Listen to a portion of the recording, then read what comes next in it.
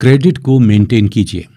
दोस्तों, इस एपिसोड में हम चर्चा करेंगे कि कैसे मैरी हंट अपने क्रेडिट स्कोर को बेहतर करने के नए फार्मूले सिखा रही हैं और ये फार्मूला अपनाकर कैसे कोई भी अपने क्रेडिट स्कोर को सुधार सकता है और लोन लेने के लिए एक सही स्कोर कार्ड तैयार कर सकता है।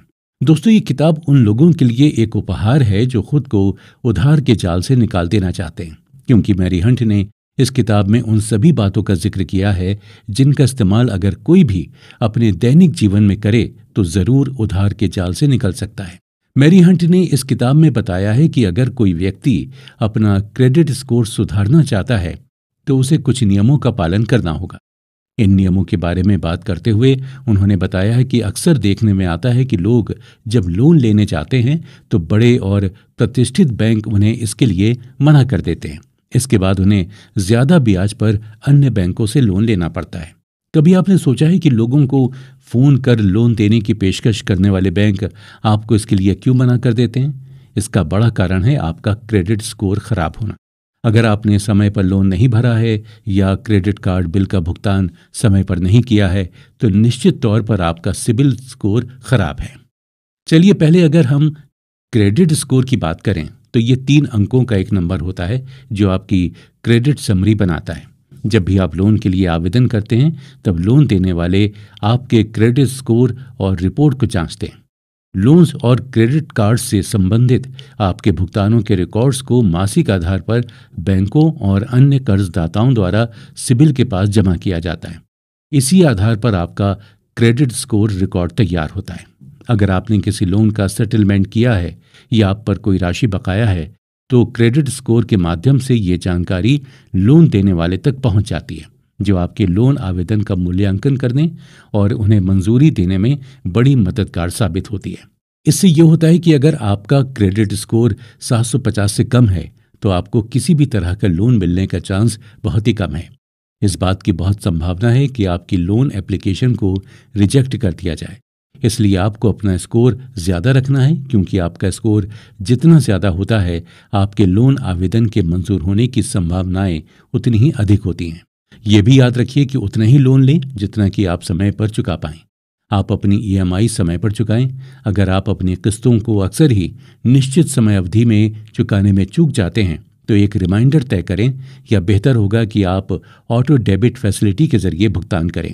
क्रेडिट कार्ड का बुद्धिमत्तापूर्ण और निरंतर उपयोग आपका क्रेडिट स्कोर बढ़ाने में मददगार हो सकता है। इसके अलावा पर्सनल लोन भी आपको अपना क्रेडिट स्कोर बढ़ाने में मदद कर सकता है। ये एक अनसिक्योर्ड लोन होता है जो कि आपके क्रेडिट स्कोर को सर्वाधिक प्रभावित करता है। जो लोग समय पर लोन का भुगतान नहीं कर पाते वो अक्सर लोन सेटलमेंट कर लेते हैं और सोचते हैं कि उन्हें इस लोन से छुटकारा मिल गया, लेकिन ये धारणा पूरी तरह गलत है। इससे आपको बैंकों से आने वाले फोनों से तो छुटकारा मिल जाएगा, पर समस्या कम होने की जगह बढ़ जाएगी। इस माध्यम से बैंकों की कुछ रिकवरी हो जाएगी, लेकिन ये सेटलमेंट सिबिल रिपोर्ट में जरूर दिखाई देगा। अब आप अगले 7 साल तक कोई लोन नहीं ले पाएंगे। 7 साल बाद आपका नाम इस सिबिल रिपोर्ट से निकल जाएगा, लेकिन उसके बाद भी आपकी क्रेडिट रेटिंग इतनी कम रहेगी कि आपको लोन देने से पहले बैंक बारीकी से विचार करेगा। जिस तरीके से क्रेडिट स्कोर की गणना क्रेडिट कार्ड कैलकुलेशन से की जाती है उसमें समय पर भुगतान का सबसे बड़ा पॉजिटिव प्रभाव होता है। समय पर भुगतान करने से आपका स्कोर बढ़ता है। यदि आप देर करते हैं तो इसमें कमी आती है। देरी से भुगतान करने पर फिर चाहे वो क्रेडिट कार्ड की पेमेंट हो या आपकी EMI, उसका आपके क्रेडिट इतिहास पर नकारात्मक प्रभाव पड़ता है और उधारदाता इसे पसंद नहीं करते हैं। इसके कम होने के बहुत से कारण हैं जिन्हें हम हाई इम्पैक्ट, मीडियम इम्पैक्ट और लो इम्पैक्ट में बांट सकते हैं। जैसे हाई इम्पैक्ट, यह हमारे स्कोर पर बहुत अधिक प्रभाव डालता है। जब हम किसी कारण से लोन की रीपेमेंट टाइम पर नहीं कर पाते हैं तो इससे हमारा सिबिल स्कोर खराब होता है। क्रेडिट कार्ड के बिल का पेमेंट ड्यू डेट तक न करने पर भी यह हमारा स्कोर कम कर देता है। जब हम मिनिमम पेमेंट ड्यू भी पे नहीं करते हैं तो लोन या क्रेडिट कार्ड देने वाले बैंक या किसी भी नॉन बैंकिंग फाइनेंशियल कंपनी के साथ डिस्प्यूट होने से, जो अभी रिजॉल्व नहीं हुआ है, डिस्प्यूट किसी भी कारण से हो सकता है, जैसे fraud transaction, incorrect fees charge आदि। ये हमारे स्कोर पर बुरा प्रभाव डालता है। मीडियम इम्पैक्ट, दोस्तों, इसके नाम से ही पता चल रहा है कि ये हमारे स्कोर पर मध्यम स्तरीय प्रभाव डालता है। दरअसल जब हम अनसिक्योर्ड लोन्स का ज्यादा इस्तेमाल करते हैं और सिक्योर्ड लोन्स बहुत कम या नहीं लेते हैं, तो ये भी हमारे क्रेडिट स्कोर पर मीडियम इम्पैक्ट डालता है। हम अपने मिले हुए क्रेडिट लिमिट या लोन लिमिट का अधिकतम सीमा तक इस्तेमाल करते हैं। जैसे हमारी क्रेडिट कार्ड की लिमिट अगर 1 लाख रुपए है और हम 80 से 90 हज़ार हर महीने खर्च कर देते हैं, तो इसका भी निगेटिव इम्पैक्ट हमारे स्कोर पर पड़ता है। कम समय में बहुत सारे लोन ले लेने पर, जैसे मान लीजिए कि हम 6 महीने में 4 से 5 लोन ले लेते हैं, तो ये भी हमारा स्कोर खराब करेगा। लो इम्पैक्ट, ये हमारे स्कोर पर कम प्रभाव डालता है। कम समय में अधिक लोन इंक्वायरी करने पर भी ये हमारे स्कोर पर नेगेटिव प्रभाव डालता है। दरअसल जब भी हम कहीं से लोन अप्लाई करते हैं, तो वो क्रेडिट ब्यूरो से उस व्यक्ति का क्रेडिट रिपोर्ट और क्रेडिट स्कोर लेते हैं। ये उस क्रेडिट ब्यूरो के रिकॉर्ड में दर्ज हो जाता है। इसलिए कम समय में अधिक लोन इंक्वायरी नहीं करनी चाहिए। बार बार क्रेडिट स्कोर चेक भी नहीं करना चाहिए, क्योंकि इससे भी स्कोर खराब होता है। इनके अलावा और भी कई कारण हैं जो क्रेडिट स्कोर को खराब कर सकते हैं। जैसे जॉइंट लोन लेने पर अगर कोई पेमेंट टाइम पर नहीं होता है या डिफॉल्ट हो जाता है, तो ये दोनों के क्रेडिट स्कोर पर नेगेटिव इम्पैक्ट डालता है। फिर इस बात से फर्क नहीं पड़ता है कि लोन की रीपेमेंट कौन कर रहा है, चाहे कोई एक व्यक्ति कर रहा हो या दोनों।